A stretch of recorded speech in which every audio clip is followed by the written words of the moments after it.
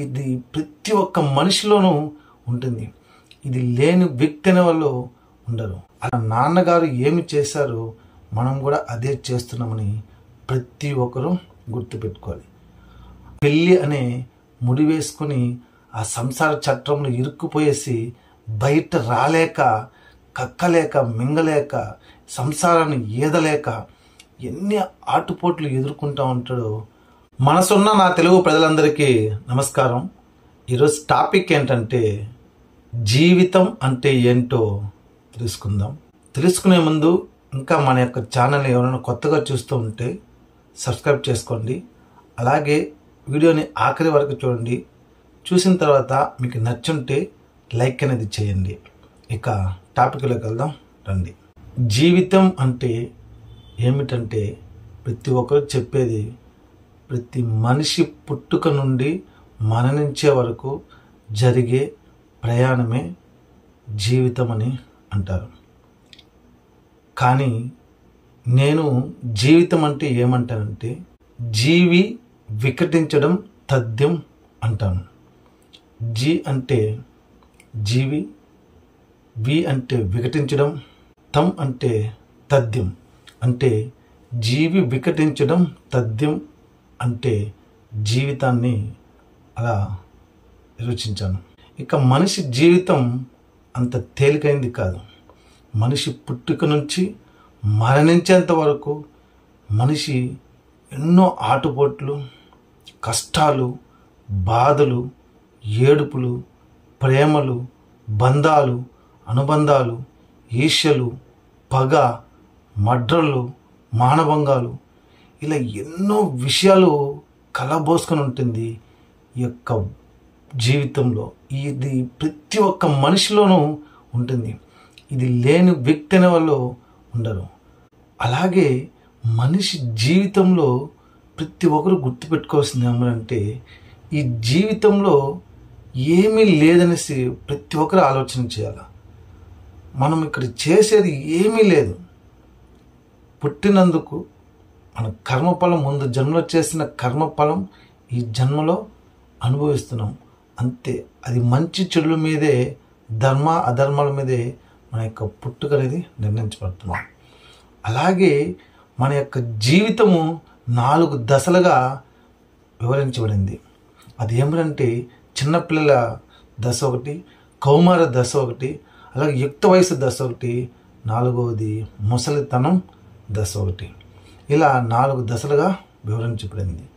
ఇక్కడ జీవితంలో ఎవరు సరే ఏదో చేసేస్తాం అనేసి అనుకుంటారు. కానీ 99% ప్రతి ఒక్కరు మనిషి చేసే పని ఏంటంటే మన నాన్నగారు ఏమి చేశారో మనం కూడా అదే చేస్తున్నామని ప్రతి ఒక్కరూ గుర్తుపెట్టుకోవాలి. అంటే ఇక్కడ ఏమిటంటే జాబులు, డబ్బులు సంపాదించడం కాదు, మనిషి యొక్క ప్రయాణం ఎలా ఉంది. 4 దశలు అని చెప్పిన ఆ 4 దశల్లోనే ఉంది తప్ప అంతకు మించి వేరేది లేదనేసి ప్రతి ఒక్కరూ గమనించాలి. ఇక 1% ఉంది కదా, ఈ 1% మనుషులు మాత్రమే ఆధ్యాత్మికత వైపు నడుస్తున్నారు. వీరే ధర్మం వైపు నడుస్తూ యొక్క సృష్టిని కాపాడుతున్నారనేసి పక్కాగా చెప్పచ్చు. మిగతా 99% కాపాడడం లేదంటే కాపాడడం లేదనేసే చెప్పాలి. ఎందుకు ఈ మాట అంటున్నానంటే మనిషి ఇంతకుముందు చెప్పినట్టుగా స్వార్థాలతో, ఈర్ష్య, ద్వేషాలతో కలిగి ఉంటాడు. కాబట్టి జీవితం అనే పెళ్ళి అనే ముడి వేసుకొని ఆ సంసార చట్రంలో ఇరుక్కుపోయేసి బయట రాలేక, కక్కలేక, మింగలేక, సంసారాన్ని ఈదలేక ఎన్ని ఆటుపోట్లు ఎదుర్కొంటూ ఉంటాడో. కాబట్టి ఆ యొక్క సంఖ్యలో నేను తెంచుకొని రాలేక ఆ సంసారంలోనే మనిషి ఈదులాడి వన్ ఫైన్ మార్నింగ్ జీవితాన్ని ముగిస్తాడు. అందుకే వాళ్ళ ఆ 99% ఈ సంసార భాగ్యంలో ఎన్నో తప్పులు చేస్తూ ఉంటాడు మనిషి అన్నవాడు. వాళ్ళ ద్వారా అధర్మం, అసత్యాలు ఇవన్నీ పోతూ ఉంటాయి. అందుకే ఈ 1% మనుషుల వల్లే యొక్క భూమి నిలబడిందనేసి చెప్పాను. ఎవరు తప్పుగా ఆలోచనది చేయకండి. జీవితం అంటే అర్థమైంది కదండి. ఇక్కడ ఏమీ లేదండి జీవితంలో.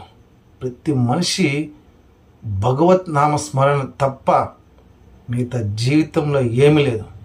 దయచేసి భగవంతుడు ఏం చెప్పాడు అనేది మాత్రం ఆలోచించండి. భగవంతుడు ఒక్కటే చెప్పాడు, కొంతవరకే, ఇక్కడ ఏమీ లేదు, ఇక్కడ ఏమీ లేదు. ఏం చేసినా అది నేను చేసి పెట్టిందే తప్ప నువ్వు ఏమీ చేయలేదు, నువ్వు ఏమి సృష్టించలేదు. నేను సృష్టించిన దాన్ని నువ్వు అనుభవిస్తున్నావు.